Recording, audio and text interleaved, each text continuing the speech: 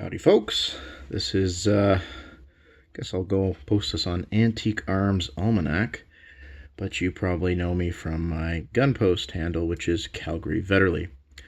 What we have here is a Belgian-made Lefaucheux copy, and this is a 7mm caliber one. So it's a little 30 caliber or so. So it's a very tiny little guy. Fits in about a palm of your hand. Looks like a 4-inch barrel, 3.5 inch, something like that. Anyways, these are probably one of the most commonly found antique firearms, especially in Europe, because the Belgians, the Spanish, and in Germany, they made an absolute ton of 1854 Lefaucheux revolvers like this one. And so the design was by Casimir Lefaucheux of France, and they run the gambit from absolutely terrible pieces of crap to middle of the road stuff, and I think that's kind of where this one sits, to very nice high quality firearms, like with excellent engraving and stuff. But you know, this is nice because it's a blued example, and the nice thing about bluing is it sort of just fades. You know, you get this kind of gray patina, whereas with nickel, as soon as it starts to go, it's very obvious because it contrasts so heavily. And this one we know is probably Belgian because that proof right there, which is a Liege Belgian proof mark, and under the hammer there's a little inspector's mark. It's an X, I think, with a crown. So these are double single folding trigger, and you know, this one is pretty tight.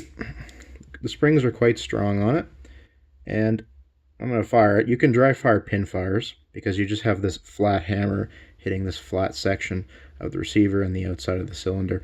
It's really not a big deal. I've dry fired this Pinfire guns, and I personally don't think it's a big deal. Plus, I'm only going to do it a handful of times here. It's not like we're putting this thing through post-World War II machine gun trials or what have you. So we're going to just demonstrate here. It indexes on little ratchet teeth on the back of the cylinder, and you have these little cylinder stops on the side, which is very distinctive of a lot of Lefaucheux guns. There's your sight picture, a lot like a Colt.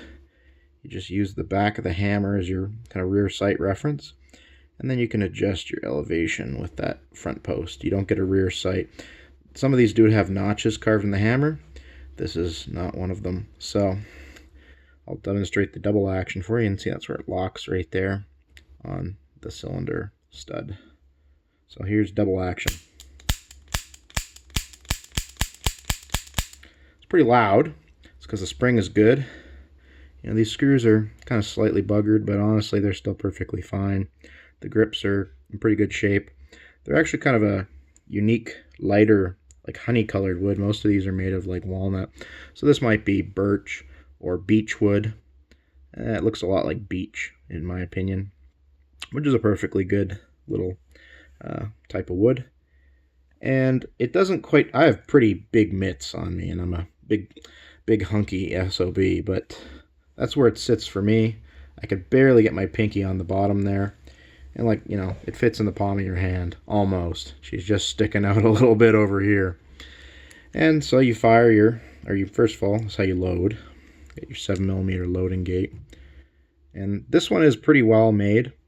There's no maker's marks on it. There's only proof inspection marks and some serial numbers. And generally when a gun has serial numbers, they made a series of them, and they generally weren't all individually just kind of hack made. But you know, this is actually a really smooth ejector rod on this gun. You know, the spring retains it well, it moves, it works. Some of these ejector rods can be quite flimsy, and this one's pretty good actually. You know, it goes in and ejects cases. It's all manual. It's just held in on tension with this little spring that's screwed in there.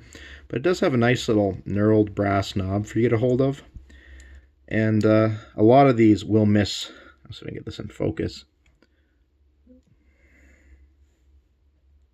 Come on. There she is. We'll be missing this little flat spring here. That's the loading gate latch. A lot of these are missing. They're usually broken, and that's you know, they tend to just snap off in there. Another big problem that Lefaucheux have is inside under the cylinder in the water table there, you see that little cut in there? There's a little flat spring in there, and that is what puts tension on the trigger and allows you to shoot double action on this gun. So that's kind of the thing with this gun. Oh, she's gummed up on me. Oh my god. Oh, that's why. Yeah, it was the I had the ejector on the chamber. I was wondering, why isn't this working all of a sudden? You know? Oh, there she goes. Yeah.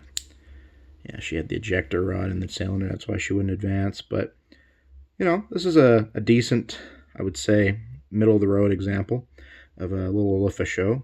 And the nice thing about collecting Pinfire guns is they're all largely different. You know, there's a lot of variety, because most of these are basically like knockoffs. They're not license made under Lefaucheux, or they were made after the patents had expired in Belgium. And usually the only time, the best way to figure out where these were made is this, is a proof mark. It was a Liège proof mark, ELG. And then you have these little marks with a crown on them. Those are inspector's marks. That's so each person had an initial and a crown over their initial, and then they were the one who inspected this and proofed it. So this is a cool little gun. You know, almost dropped her there, eh? Anyways, that's the little 7mm Lefaucheux. Sorry to ramble there. I hope you enjoyed having a quick look at it.